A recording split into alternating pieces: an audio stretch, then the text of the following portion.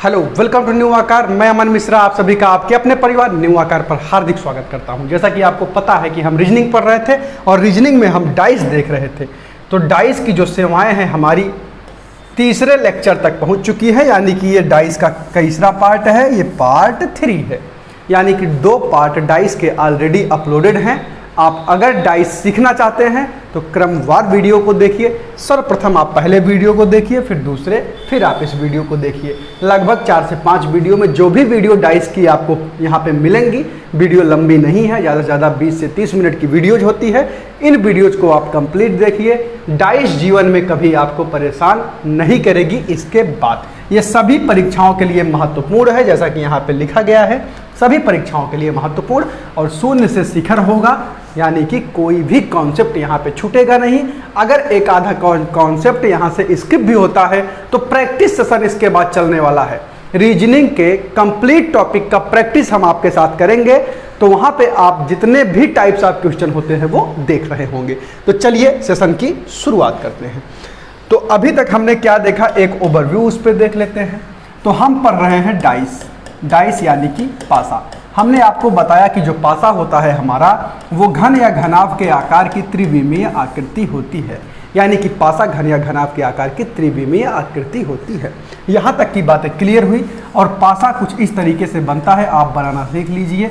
ये हमारा एक डाइस है। तो पासा जो है हमारा, वो घन या घनाभ के आकार की त्रिविमीय आकृति होती है और कुछ इस तरीके से बनता है। इनमें आपको 3 सरफेस दिखाई देते हैं और 3 सरफेस इनके हिडन होते हैं, यानी कि कुल मिला के इसमें 6 सतहें पाई जाती हैं। अब उसके बाद हमने आपको बताया इसमें हम कुल 5 प्रकार के प्रश्नों को देखेंगे, जिसमें पहला प्रकार हमारा था जब केवल एक स्थिति दी जाती थी, यानी कि एक स्थिति पर प्रश्न हमने देखा।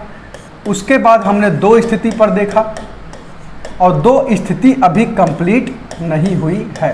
यानी कि यही हम देख रहे थे। इसमें हमने 3 प्रकार के प्रश्नों को आपसे बताया कि इनमें हम 3 प्रकार के प्रश्न देखेंगे। पहला होगा 1 कॉमन, दूसरा होगा 2 कॉमन और तीसरा होगा नो कॉमन। तो हमने टाइप 2 में, ये हमारा टाइप 1 था, इसको हमने कंप्लीट किया पहले वीडियो में। दूसरे वीडियो में हमने टाइप 2 के 1 कॉमन और 2 कॉमन को देख लिए।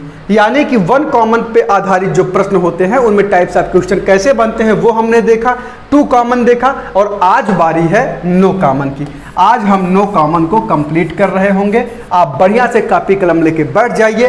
नो कॉमन पे आधारित आज के बाद जीवन में जब प्रश्न आएगा तो उनको आप कर पा रहे होंगे। इसी आशा और उम्मीद के साथ आज के सेशन की शुरुआत करेंगे। तो आप हेडिंग लगा लीजिए नो कॉमन। इसी तरीके से नंबर 3, कोई सतह समान नहीं, यानी कि नो सरफेस कॉमन, यानी कि नो कॉमन पे आधारित जब प्रश्न पूछेगा तो उन प्रश्नों को हम कैसे हल करेंगे। तो प्रश्न आपको दिख रहा है, एक बार खुद से करने का प्रयास कीजिए।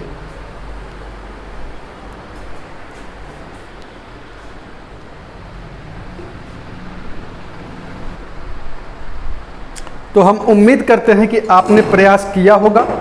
तो क्या आप इसका उत्तर बता पा रहे हैं? यहाँ पे यदि हम देखें तो आपको देखने को मिल रहा है कि आपको 2 डाइस की 2 सिचुएशंस दी गई हैं। और ये जो सिचुएशंस दी जाती हैं ये केवल डाइस की 2 सिचुएशंस होती हैं। यानी कि डाइस एक ही होता है, उन्हीं की 2 सिचुएशंस हैं। यानी कि 1 से लेकर 6 तक कोई भी डाइस में हमारा नंबर वहाँ पे नोटेड होगा, क्योंकि 6 सतहें टोटल होती हैं। और उसी डाइस का एक प्रकार यह है, एक प्रकार यह है। यानी कि ये 2 डाइस नहीं दी जाती कभी भी, ये डाइस एक ही दी जाती है, बस उसका अलग अलग सरफेस दिखाया जाता है। तो यहाँ पे यदि हम देखें तो ये डाइस अगर हम चेक करें तो क्या ये मानक पासा है कि साधारण पासा है। अगर इसके अकॉर्डिंग हम देखें तो यहाँ पे ना तो 3 2 5 हुआ, ना तो 2 1 3 हो गया और 3 2 5 हो गया, 3 1 4 हो गया। यानी कि किसी भी 2 एडजेसेंट सरफेस यानी कि पड़ोसी सतहों का योग 7 नहीं हो पा रहा है। यहाँ पर देखें तो यहाँ भी आप किन्हीं भी 2 पड़ोसी सतहों को जोड़ेंगे तो 7 आपको नहीं मिल रहा होगा। यानी कि हम कह सकते हैं कि जब पड़ोसी सतह का योग 7 नहीं है तो वो साधारण पासा तो नहीं है, मानक पासा होगा। और मानक पासा में हम डायरेक्ट बता पाते हैं कि अपोजिट सरफेस का सम क्या होता है, 7 होता है। लेकिन डायरेक्ट आप यह भी नहीं कह सकते कि यह एक मानक पासा है, क्योंकि हालांकि आपको परीक्षा में मान लेना पड़ता है क्योंकि विकल्प उसी के अकॉर्डिंग रहते हैं, या फिर परीक्षा में आपको इसको मान ले, ऐसी सिचुएशंस बने तो आपको मान लेना है कि मानक पासा है। लेकिन अगर मान लीजिए ऐसी सिचुएशंस बनती हैं उसके बाद विकल्प भिन्न रहता है तो वहां पे आपको मेंशन किया जाएगा कि ये किस प्रकार का पासा है। हालांकि परीक्षा में जब आपको मिलता है तो यदि वो साधारण पासा ऊपर से यानी कि एडजेसेंट सरफेस का सम जो है वो सेवर नहीं हो रहा होगा तो आप उसको मानक पासा मान लीजिएगा। क्योंकि मान लीजिए इसके विपरीत में 1, 2 और 3 आएगा, 5, 4 और 6 के विपरीत में। अब क्या भरोसा है कि 6 के विपरीत में ही 1 आ जाए। अब 6 के विपरीत में ना आके यदि 4 के विपरीत में 1 हो तो वो सिचुएशन में जो 6 का पड़ोसी हो जाएगा वो 1 हो जाएगा। तो वैसे में आप मानक पासा इसको नहीं कह पाएंगे, लेकिन ये वेल डिफाइंड नहीं है, इसलिए ऐसी सिचुएशंस पे हम इनको मान लेते हैं कि ये जो हमारा डाइस है वो मानक पासा है और इनका आंसर हम एकदम इजीली वे में कर पाते हैं। तो यहाँ पे आप एक लाइन लिख लीजिए आराम से कि यह एक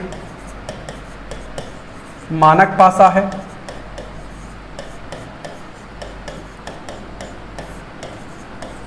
इसलिए 3 के विपरीत बराबर 7 - 3 = 4 होगा।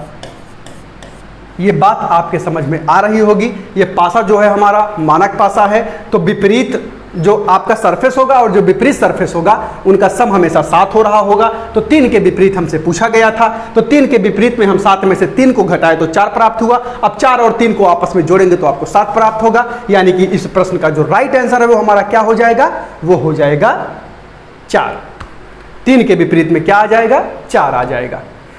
अब मान लीजिए कि विकल्प कुछ भिन्न आपको दिखता, तो उस स्थिति में आप यह भी कह सकते हैं कि 3 के विपरीत में 4, 5, 6 में से कुछ भी आ सकता है, लेकिन वो विकल्प पर निर्भर करेगा।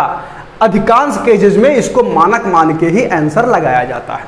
तो यदि अगर आप यहाँ पे देखें तो कोई प्रश्न में विकल्प इस तरीके से अगर रहे कि वहाँ पे विकल्प 4, 5 और 6 दिया गया रहे, तो इस सिचुएशंस में आप यह कह सकते हैं कि 1, 2, 3 के विपरीत में 4, 5 और 6 आएंगे, और 3 के विपरीत में यदि पूछे तो 4, 5 और 6 में से कुछ भी आने की प्रोबेबिलिटी है, लेकिन यहाँ पे प्रोबेबिलिटी है। अधिकतम केस में इसी सिचुएशंस को मान के आंसर किया जाता है, और लगभग जो प्रश्न हमसे परीक्षाओं में पूछे जाते हैं वो इन्हीं तरीकों पर पूछे जाते हैं। हम उम्मीद करते हैं कि ये बातें आपको समझ में आई होंगी। ऐसा सिचुएशन जब भी आपको दिखे तो आप उसको मान लेंगे कि वह हमारा पासा अगर साधारण नहीं हो पा रहा है, एडजेसेंट सरफेस का सम सेवर नहीं हो रहा है, तो उसको हम क्या मान लेंगे, मानक पासा मान लेंगे।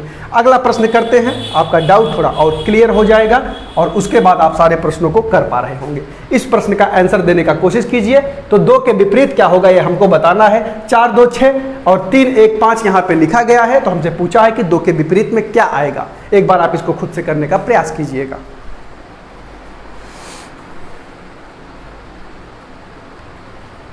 हम उम्मीद करते हैं कि आप सब इस प्रश्न का आंसर कर पा रहे होंगे एकदम आसान वे में। अब एक बार फिर से समझ लीजिएगा। यहाँ पे यदि देखें तो कहीं भी एडजेसेंट सरफेस यानी कि पड़ोसी सतह का योग 7 देखने को नहीं मिलेगा। आप देखें तो 4 और 6 भी कभी 7 नहीं बना पाएगा, 4 और 2 यह भी कभी 7 नहीं बना पाएगा, और 6 और 2 यह भी कभी 7 नहीं बना पाएगा। यानी कि this is not a general dice, यह एक साधारण पासा नहीं है।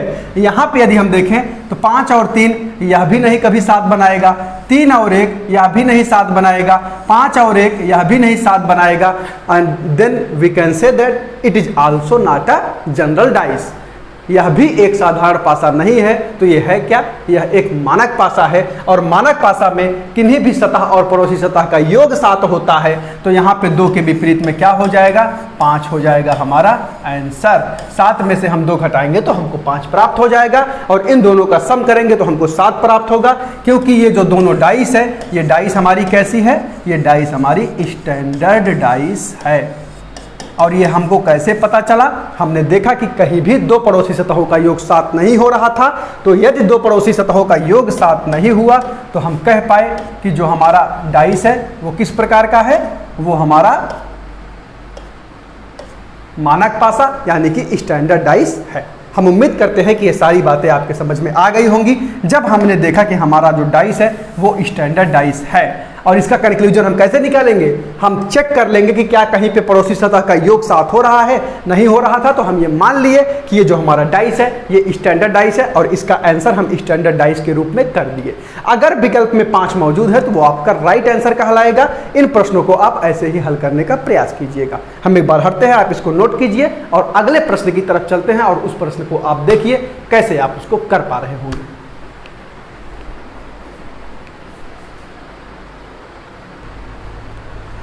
तो हम उम्मीद करते हैं कि सारी बातें आपके समझ में आ रही होंगी और आप एकदम विधिवत इसको अपने नोट्स में हूबहू उतार ले रहे होंगे। अब यदि आगे की बात करें हम, तो हमसे पूछा है कि तो 4 के विपरीत क्या होगा और 2 सिचुएशंस एक डाइस की दी गई है। आप ये एकदम कंफर्म नोट कर लीजिए, ये जो 2 डाइस आपको दिखता है ये एक ही डाइस की 2 पोजीशंस होती हैं। यानी कि ये आप कन्फर्म समझ लीजिए कि ये जो आपको 2 सिचुएशन दिया जाता है, सिचुएशन 1 और सिचुएशन 2, ये एक ही डाइस की 2 सिचुएशंस होती हैं। कभी भी 2 डाइस आपको देखने को नहीं मिलेगी एक ही प्रश्न में। ये एक ही डाइस है, उसी की 2 सिचुएशन दी जाएगी, 3 सिचुएशन दी जाएगी, 1 सिचुएशन ही दे दी जाए, लेकिन डाइस एक ही रहती है। हम उम्मीद करते हैं कि आप बात को समझ पा रहे होंगे। ये पोजीशंस 2 दी गई हैं लेकिन ये डाइस हमारा एक ही है। तो यदि अब हम देखें तो इसमें हम कंक्लूजन क्या निकालेंगे, आपको यहाँ पे साफ साफ दिख गया कि 4 और 3 आपस में पड़ोसी में योग साथ दे रहे हैं। तो ये हमारा डाइस किस प्रकार का हो गया, this is my general dice. General dice यानी कि यह हमारा साधारण पासा है। और यदि ये हमारा साधारण पासा है तो क्या हो जाएगा, साधारण पासा में आप कोई एग्जैक्ट आंसर नहीं दे पाएंगे, यानी कि 2 और 3 और 4 के विपरीत में 1, 5 और 6 में से कुछ भी हो सकता है। अब हमसे पूछा गया है कि 4 के विपरीत में क्या होगा, तो 4 के विपरीत में 1 भी हो सकता है, 5 भी हो सकता है, 6 भी हो सकता है। We can not define it exact answer, यानी कि हम इसके एग्जैक्ट आंसर तक नहीं पहुंच सकते। 4 के विपरीत में हम 1 भी आंसर बता सकते हैं, 5 भी आंसर बता सकते हैं और 6 भी आंसर बता सकते हैं। तो हम उम्मीद करते हैं कि ये बातें आप समझ पा रहे होंगे, क्योंकि जब पड़ोसी सतह का योग 7 हो गया तो जो पड़ोसी हैं वो कभी विपरीत नहीं होंगे, ये हमने आपको बताया। तो अब जब यहाँ पे 2, 3 और 4 एक साथ दिख गए हैं, क्योंकि 2 पड़ोसी नहीं, 2 विपरीत, यानी कि जो सरफेस है और जो विपरीत सरफेस है उसका, वो ना तो कभी एक साथ छिप सकते हैं ना तो कभी एक साथ दिख सकते हैं। तो ये जितने भी पड़ोसी हैं यह भी आपको विपरीत में कभी नहीं दिखेंगे। तो इसलिए 2, 3, 4 के विपरीत में दिखेगा कौन, जो इनके साथ नहीं दिख रहा है। तो इनके साथ कौन नहीं दिख रहा है, 1, 5 और 6 नहीं दिख रहा है। तो 2 और 3 और 4 के विपरीत में 1, 5 और 6 में से कुछ भी आ सकता है। तो हम कह सकते हैं कि 4 के विपरीत में 1, 5, 6 में से कुछ भी आ सकता है। इसी प्रकार 3 के भी विपरीत 1, 5, 6 में से कुछ भी आ सकता है। इसी प्रकार 2 के विपरीत भी 1, 5, 6 में से कुछ भी आ सकता है। यानी कि इसका आंसर ऑप्शंस पे निर्भर करेगा कि ऑप्शंस किस प्रकार का है। ऑप्शन 1 और 5 रहेगा तो वही सही हो जाएगा, 1, 5 और 6 रहेगा तो वो सही हो जाएगा, और इन तीनों में से कोई एक ही विकल्प में रहेगा तो वो भी सही माना जाएगा। ये ऑप्शंस पे निर्भर करेगा कि इसका आंसर हम किस प्रकार का कर रहे होंगे। तो एक बार आप इसको नोट कीजिए, फिर हम चलते हैं अपने अगले प्रश्न पर।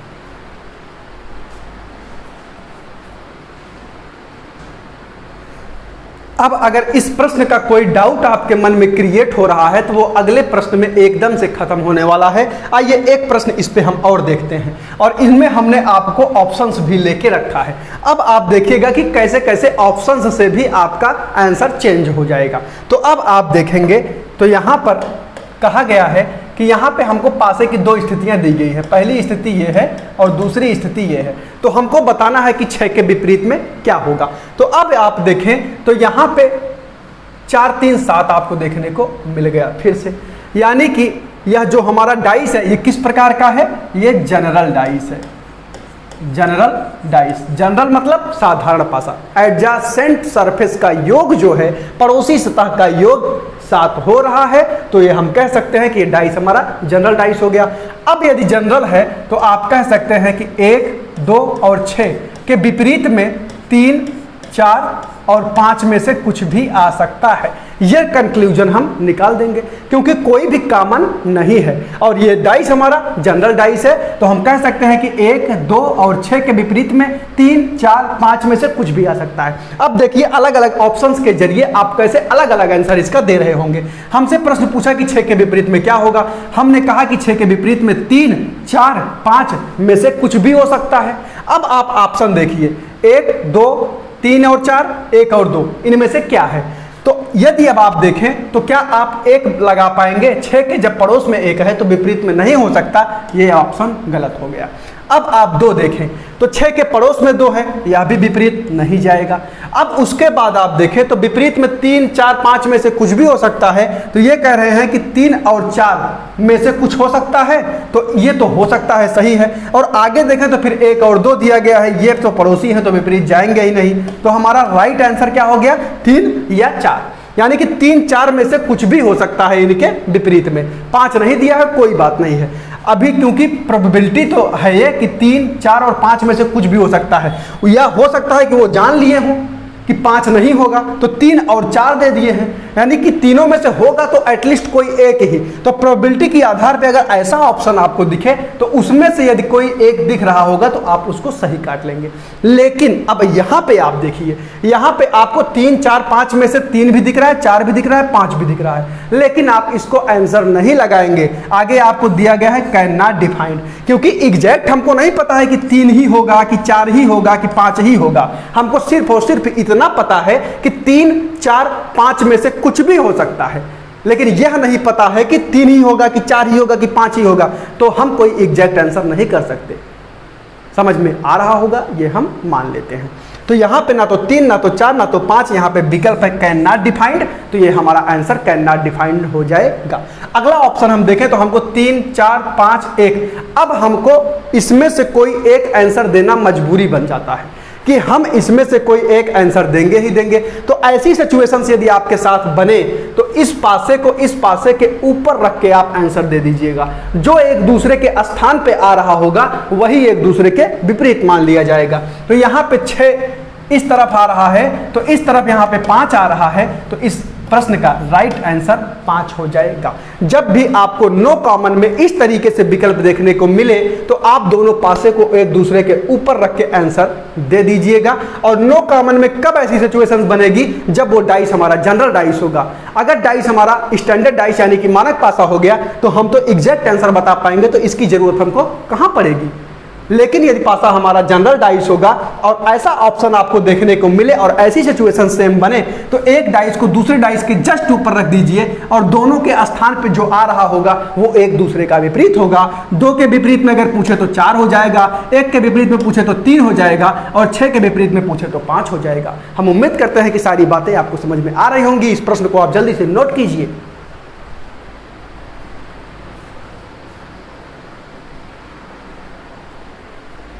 हम उम्मीद करते हैं कि आपने इसको बढ़िया से लिख लिया होगा।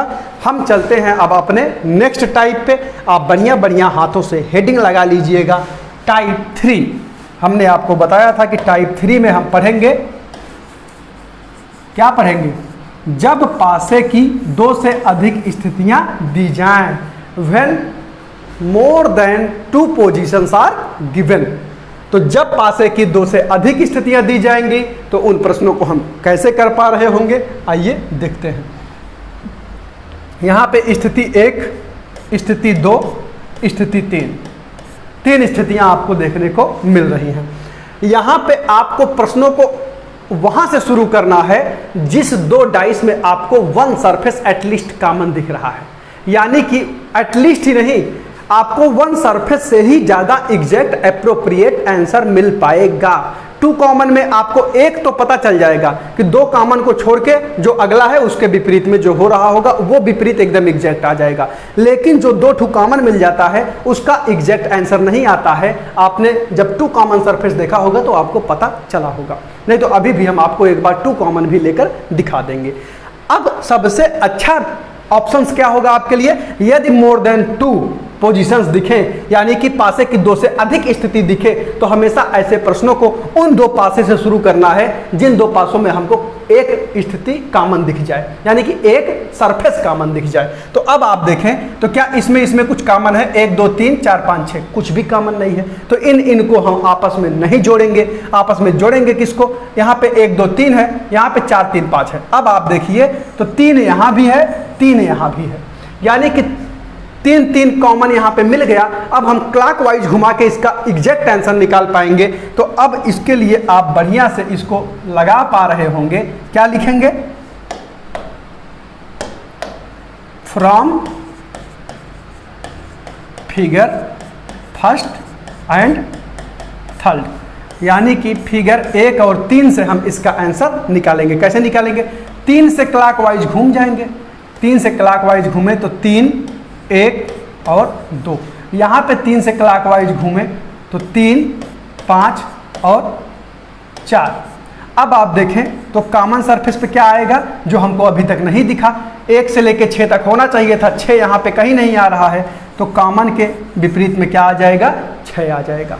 अब आपसे पूछा है कि 4 के विपरीत में क्या होगा, तो 4 के विपरीत में क्या हो जाएगा, 2 हो जाएगा। हमने आपको बताया था जो एक दूसरे के नीचे आते हैं वो एक दूसरे के विपरीत होते हैं। तो 4 के विपरीत में 2 होगा, 2 के विपरीत में 4 होगा, 5 के विपरीत में 1 होगा, 1 के विपरीत में 5 होगा, और 3 के विपरीत में 6 होगा, और 6 के विपरीत में 3 हो रहा होगा। आप कुछ भी पूछे, लेकिन प्रश्न में हमसे पूछा 4 के विपरीत, तो 4 के विपरीत हम क्या बताएंगे, 2। इस प्रश्न का राइट आंसर हो जाएगा। जब भी पासे की 2 से अधिक स्थितियां देखने को आपको मिले तो हमेशा आप कोशिश कीजिए कि आपको प्रश्न जो हल करना है वो कहां से हल करना है, जहां पे सिर्फ एक कॉमन को देखने को आपको मिले। अब आप सोच रहे होंगे कि 2 कॉमन से भी तो हम लगा सकते थे, उत्तर आपका वही आएगा, लेकिन जो एग्जैक्ट आंसर आप बता पा रहे होंगे वो सेम रहेगा, लेकिन जो आपको नहीं पता चल पाएगा एग्जैक्ट, उसके लिए आपको यह विधि लगाना ही पड़ेगा। अब आप देख लीजिए, तो अगर हम फिगर 2 और फिगर 3 से देखें तो यहाँ पे 4 5 देखने को मिल रहा है, यहाँ भी 4 5 देखने को मिल रहा है। अब हमने आपको बताया था 2 कॉमन के अलावा जो तीसरा सरफेस बचता है वो एक दूसरे का विपरीत होता है। तो इस चीज का कंक्लूजन आप यहां से एकदम आसानी से निकाल पाएंगे। तो यहां से 6 के विपरीत में 3 हो जाएगा, यहां से भी आप देख रहे होंगे कि 6 के विपरीत में 3 आ रहा है, यहां भी तो 3 के विपरीत में 6 ही आ रहा है, लेकिन 5 और 4 के विपरीत में आप एग्जैक्ट नहीं बता पाएंगे कि क्या आएगा। 5 और 4 के विपरीत में आपकी पॉसिबिलिटी लग जाएगी 2 कॉमन के केज में, जो कि सही नहीं होगा। केवल एक अगर पूछा होता 6 के विपरीत में तो आप 2 कॉमन से भी कर सकते थे, लेकिन अगर सब कुछ एग्जैक्ट निकालना है तो आपको 1 कॉमन से करना होगा। इसलिए जब भी आपको पासे की 2 से अधिक स्थितियां दिखे तो आप उन 2 फिगर को देखिए जहां पर 1 सरफेस कॉमन हो। अगर 1 सरफेस कॉमन ना मिले तब आप 2 सरफेस कॉमन की तरफ जाइए, और 2 सरफेस कॉमन की तरफ आपको तभी जाना पड़ेगा परीक्षा में जब आपसे ऐसा प्रश्न रहेगा कि अगर इसको 2 कॉमन से लगाना होता और ये परीक्षा का प्रश्न होता तो यहाँ पे 4 के विपरीत में ना पूछ के 6 के विपरीत में पूछता, तो 2 कॉमन से ये हट जाता और ये 6 के विपरीत में डायरेक्ट 3 हो रहा होता, या तो यहाँ पे 6 के विपरीत पूछता या तो 3 के विपरीत पूछता। अगर यहाँ पे 1 सरफेस कॉमन ना दिया होता, तो यदि 1 सरफेस कॉमन दे दिया तो वो कुछ भी पूछ सकता है, क्योंकि वहाँ से तो आप सारी सिचुएशंस निकाल सकते हैं, जैसा कि यहाँ पे आपको हमने निकाल के दिखाया है। हम उम्मीद करते हैं कि आप बातों को समझ पा रहे होंगे। अगर कोई भी आपको क्वेरी मन में उठे तो आप उसको कमेंट बॉक्स में कमेंट करके छोड़ दिया करिए। ईच एंड एवरी कमेंट का आपको रिप्लाई मिलता है और लगातार मिलता रहेगा। कोई भी डाउट आपके मन में बसे तो आप उसको कमेंट में एक बार अवश्य कमेंट किया करिए। आइए नेक्स्ट क्वेश्चन देखते हैं। इस प्रश्न को आप हल करने का प्रयास करिए। पासे की 3 स्थितियां दी गई हैं और हमको हैशटैग के विपरीत में बताना है कि क्या आएगा। एक बार आप इसको हल करिए और कमेंट बॉक्स में आंसर कमेंट कीजिए।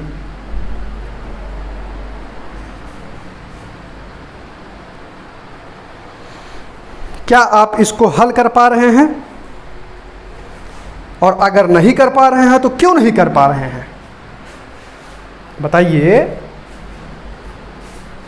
हमने आपको क्या बताया, जब भी पासे की 2 से अधिक स्थितियां दी जाएं, वो प्रश्न हमारा तीसरे टाइप का होगा। उसमें करेंगे क्या, हम उन 2 फिगर्स को देखेंगे जिसमें ये figure first, figure 2, figure third, उन 2 फिगर को देखेंगे जिनमें एक सरफेस केवल कॉमन हो। तो क्या ऐसी कोई फिगर इसमें 2 ठू है जिसमें एक सरफेस कॉमन हो? यहाँ पे $@ हैशटैग, और यहाँ पे देखें तो परसेंटेज है, कॉपीराइट है, स्टार है।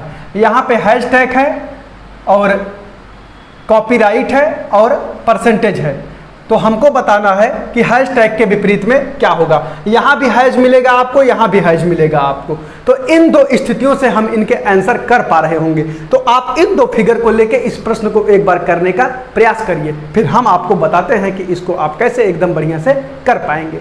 और हमको नहीं लगता कि आपको कोई समस्या होने वाली है। आप क्या करेंगे, जो कॉमन सरफेस है उससे क्लॉकवाइज इसको घुमाइए, क्लॉकवाइज इसको घुमाइए। कमेंट में अवश्य बताएं कि इसका उत्तर आपका क्या आया, बताइए। तो यदि आप मन से सारे वीडियो देखे होंगे तो हम ये मान लेते हैं कि आपसे ये प्रश्न हो पा रहा होगा।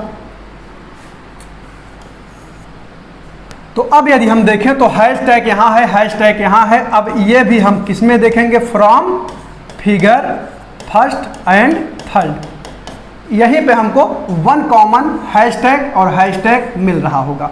तो यहाँ से यदि हम इसको क्लॉकवाइज घुमाएं तो हैशटैग, फिर आ जाएगा हमारा @, फिर हमारा आ जाएगा $।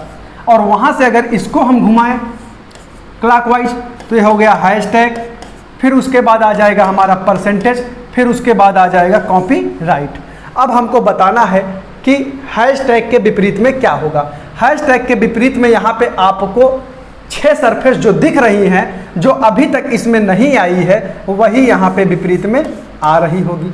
अब यदि हम देखें तो इसमें कौन सा नहीं प्रयोग हुआ है, तो स्टार आपको इसमें से कहीं नहीं दिख रहा है, तो इसका जो राइट आंसर हो जाएगा वो हमारा स्टार हो जाएगा। तो हैशटैग के विपरीत में क्या आएगा, स्टार आएगा। और आपके मोबाइल में भी हैश स्टार का बहुत बड़ा खेला होता है। पहले जब मोबाइल में बैलेंस चेक करना होता था, अब तो सिचुएशंस बदल गई हैं, अनलिमिटेड प्लान्स आ गए। जब आपको पहले मोबाइल में बैलेंस पता करना होता था तो वोडाफोन का अलग होता था, BSNL का अलग होता था, सबका अपना नंबर्स था। *123 हैज, *141 हैज और *121 हैज, ऐसे ऐसे करके सबके अपने अपने नंबर्स होते थे। और वहाँ से आपको पता चलता था कि आपके मोबाइल में कितना बैलेंस अवेलेबल है। लेकिन सब कुछ जियो आया और बदल डाला, और आज आपको विधिवत सब कुछ मिल रहा है। पहले डाटा की कीमत ज़्यादा हुआ करती थी, अब आपको इतना डाटा मिल रहा है कि आप यूट्यूब पे ये क्लास देख पा रहे हैं। पहले के ज़माने में जितना डाटा मिलता था, आदमी यूट्यूब अनइंस्टॉल करके रखता था, कहीं गलती से टच ना हो जाए। तो हम उम्मीद करते हैं कि ये सारी बातें आपको समझ में आ गई होंगी। आइए एक बार नज़र डालते हैं कि हमने अभी तक क्या क्या पढ़ा। तो हम आपको बताएं तो टाइप फर्स्ट हमने फिनिश कर दिया। टाइप फर्स्ट हमारा क्या था, जब पासे की केवल एक स्थिति दी जाए। टाइप टू जब पासे की केवल 2 स्थिति दी जाए, इसको भी हमने फिनिश किया। इसमें हमने 3 प्रकार के प्रश्नों को देखा। फिर हम आए टाइप 3। टाइप 3 में हमने देखा जब पासे की 2 से अधिक स्थिति दी जाए, उसको भी हमने आपको बता दिया कि उन प्रश्नों के साथ कैसे डील करना है। अब हम टाइप 4 में देखेंगे खुला पासा, यानी कि ओपन डाइस। और उसके बाद शब्द आधारित प्रश्न और डाइस का चैप्टर हमारा फिनिश हो जाएगा।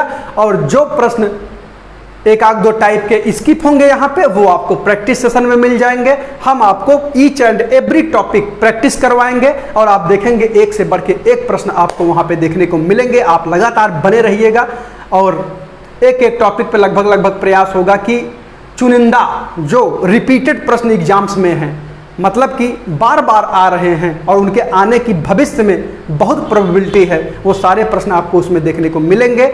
जल्द ही प्रैक्टिस सेशन शुरू होगा, आप पढ़ रहे होंगे, मस्त होंगे। खुला पासा बढ़िया हेडिंग लगाइए। अगले वीडियो में हम आपको खुला पासा को एकदम खोल के रख देंगे। आपके दिलो दिमाग में एकदम एक कॉन्सेप्ट बैठा के ही हम दम लेंगे। मिलते हैं नेक्स्ट वीडियो में, तब तक के लिए टेक केयर, जय हिंद। पढ़ते रहिए, मस्त रहिए।